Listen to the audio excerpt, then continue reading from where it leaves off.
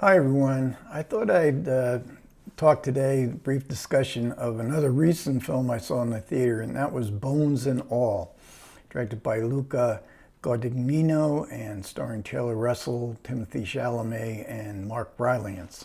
And then after that, brief discussion, an even briefer discussion on another addition to my movie-going experiences. What's it like to go to the movies nowadays? But to get to Bones and All, I went into this movie not knowing much about it, and sometimes I like that. I had not seen a trailer for it, and I knew there will be blood, and indeed there is. There's blood in this movie. I thought it was going to be vampires, but it's not. It's cannibals, although these cannibals call each other eaters. It's set in the 1980s. It's set on the lower strata of the economic chain, trailer park type characters.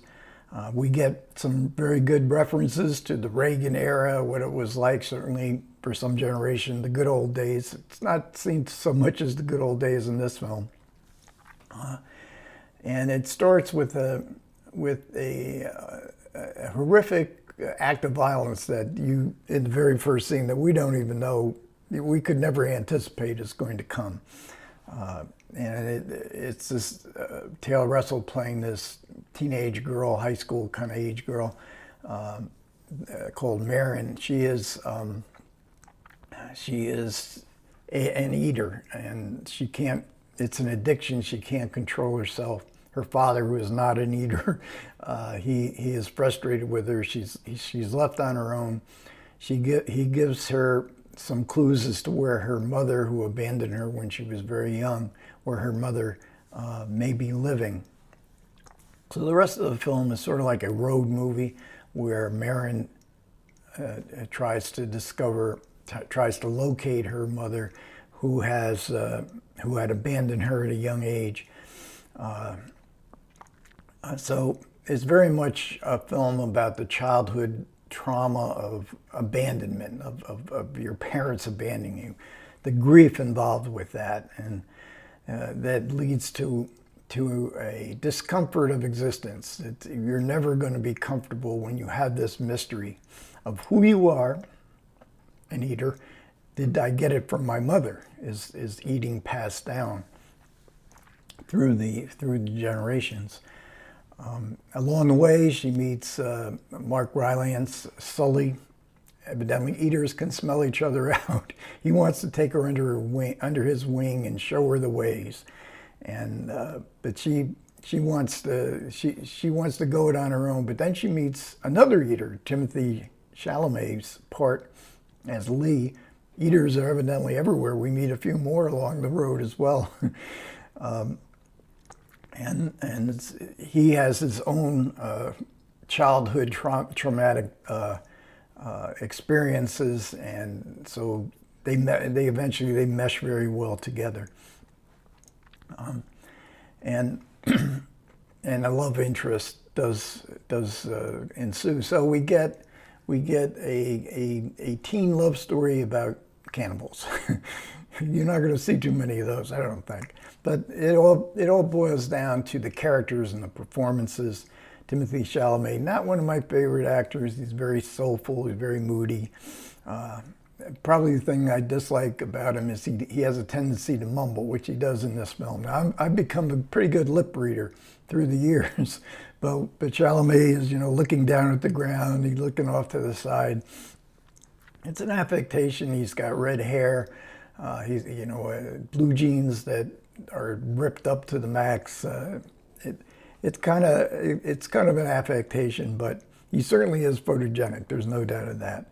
And then we get Mark Rylance as this older eater, and he gives such a theatrical kind of take. He's great at underplaying his roles, and then all of a sudden, you have that demonic moment. And there's another film from 2022 that Mark Rylance is actually the star in. It's called The Outfit. Currently playing on, if you have Amazon Prime, it's free streaming right now. I saw it a few nights ago, and he's outstanding in that film too. And he can really draw on that soft-spoken soft-spoken but demonic range of his acting style.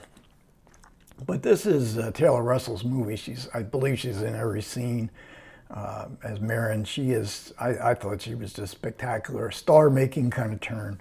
I had never seen her before. She has been in a lot of stuff, movies and TV, but nothing looking through her filmography, nothing that I could find. And there's some pretty good supporting players in this, including Chloe Sevigny in a very terrifying, about a 3-minute sequence that is really terrifying, but also Jessica Harper. Now, Luca Gaudagnino remade Suspiria, and I liked the remake of Suspiria. Now, I liked the Dario Argento the original, but to me, it's not a sacred text, and Luca Gaudagnino did some very interesting things. I didn't, like, as with Bones and All, I didn't really, when I came out of the theater, and because I saw it in a movie theater, I didn't know what to make of the film. But it too is stuck in mind, and it too is streaming free on Amazon Prime right now. But he put Jessica Harper, who played the dancer in Dario Argento's original movie, she plays a small role in Suspiria, and she's also here again, and she's really good. I mean, she gives her a really good scene in this film. But what does it all mean? What is when I was driving home, I said, "What is this film about? What's the metaphor here?" Well, I guess the most obvious metaphor is of addiction. Addiction is big today. It was big in the 1980s as well, and the need to kind of live, the longing to live a kind of normal life. So there is a moment, there is a passage in the movie where, because she's reluctant, she can't accept this eating addiction that she has, of eating human beings. And so they try to live a normal life, but the addiction is overwhelming. So it's very much a metaphor, I think, of addiction. It might be a metaphor for other things as well. The movie is aided by a terrific musical score by Trent Reznor and Atticus Ross, and they also have some music of the Times, Joy Division, a few others. It's adopted from a novel by Camille DeAngelis, what's described as young adult novels, and I've never really understood young adult novels versus regular novels.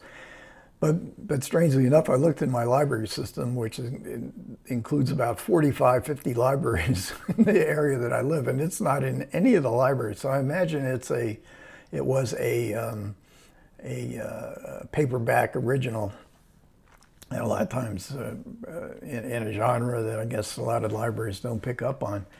Now, the reviews have been mixed for Bones and All, but if you've ever been to a film site called filmfreakcentral.net, they have their main reviewer is Walter Chow, who writes some of the most white-hot reviews you're ever going to read about. He gets so enthusiastic about some of these films in some very dark ways sometimes. But he gave Bones and All a 4-star review. And then he interviewed Luca Gaudagnino, and a really good interview. You really should check it out. And I'll just do a brief quote from his interview, because I think it kind of sums up the movie. Gaudagnino says, "I love the idea of marrying desperation with romanticism." This is romanticism with a capital R. "I like the idea that there is a sense of longing that is so profound that it reverberates through space." And I think that sense of longing is very much in evidence in Bones and All. Now, my experience in going to see Bones and All, it was in a smaller, or an AMC theater that has been divided up in, I think, 16 theaters, some of them like closets. This one wasn't quite the closet, it wasn't too bad, about 8 rows. And there was only one other person there when I came in. The previews started. All the lights were on, and there was no audio. So I was at the far end, and I thought, God, I'm going to have to get up and walk. I just sat down, and I got to get a walk over and complain to somebody. but which I did, because after a few minutes of that, it's unbearable. So so I walked out, and luckily I had a very pleasant, very nice guy. So he came over and turned off the lights. There were still some lights on that they keep for the preview. And then I was worried. I thought, boy, I bet you the other lights aren't going to go off when the feature starts. And then he went. And he said, "I'll get the audio. Don't worry." So I went back to my seat, and sure enough, within a minute or so, he had the audio on. So then another person came in, and he sat in front of me, and he immediately took out his cell phone and was scrolling through his cell phone. Now, the previews, I'm not going to complain during the previews, but I figure this is an addiction. He is addicted. This was a movie about addiction, and we have people in the audience that are severely addicted to scrolling through their cell phones, no matter where they are, even in a movie theater. And I figured, well, chances are pretty good, even if he puts it away when the movie starts, there's no way he's going to sit through a 2-hour and 10-minute movie without scrolling through his cell phone. So there was another row in front of him. There was actually, I think, 2 rows. So I sat in the second row, a little bit closer than I would normally want to sit in a theater, but I did get totally involved with the movie. So again, the vagaries of going to the movies versus sitting home, there's always an experience. Not always. I would say half the time that I've gone, I think this is my 10th or 11th movie. I think half the time I've gone, I would have had some sort of complaint about the movie-going experience. But as an A-list subscriber, which is an incredible deal, if you have the time or the inclination to go to see a lot of movies, there's no greater bargain in my whole lifetime than the AMC A-list. But so I have a 3-month. I'm looking at it as a trial subscription, because I have to have it for 3 months, and then I have to decide: was this my last hurrah from going to the movies, or am I going to continue to go on and maybe even go down with the ship? As one of my I got a comment from a really good comment saying, I'm going down with the ship. So I'm leaning towards going down with the ship right now, because I've seen some pretty good movies. I mean, the theater going experience might be not all it should be, but I've seen 3 really good movies out of 10 or 11. Banshees of Inisherin, Tar, and now Bones and All. That's a pretty good, and I've enjoyed the other ones that I've seen as well. Okay, thanks a lot for everybody who managed to listen. I do appreciate it. Comments are welcome. Take care.